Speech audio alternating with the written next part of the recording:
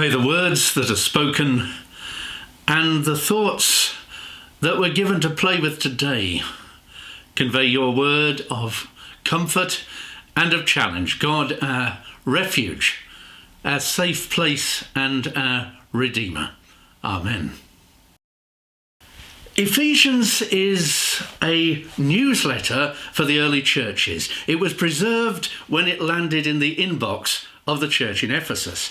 And like anything you write which is going to be read by people you don't know, and maybe even like what I'm saying now, it is a bit careful. It's trying to get across the radical and subversive essence of a life lived lovingly without also rocking the boat so much that Christians won't be able to get on with their day-to-day lives.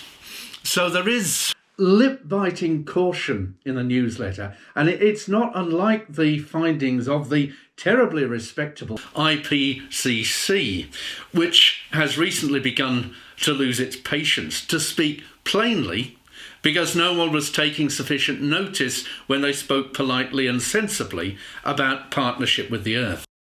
There are hymns people sing, which are thanking God for the gift of the earth. So today, do you think the earth would feel like singing a hymn thanking God for you?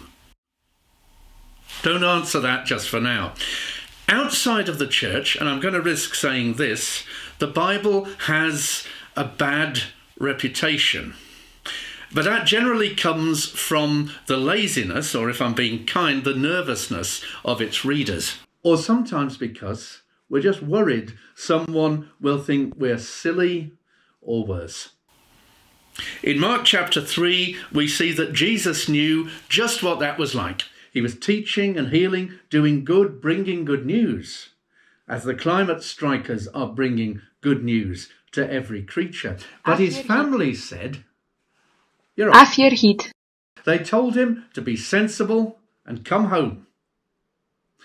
It's so much more difficult, including for our younger people, if someone you love and respect and care for, and who cares for you, thinks that you are silly or round the bend. If they just don't get it yet. Now, some folks think it's clever or even sensible to laugh at tree huggers or spread horrible troll posts about Greta Thunberg, usually because middle-aged white men, that's like me, resent hearing from a teenage girl what needs to be said. But truth isn't any less the truth if it comes from a young person or old or black or white or middle-aged. Just in the last 2 years, we've seen particularly younger people giving a lead. Younger people who feel they need to speak out and do something about the damage human beings have done and look like carrying on doing to the earth which gives us birth. Sometimes the strikers do what they do with the blessing of their parents and schools, and sometimes they don't.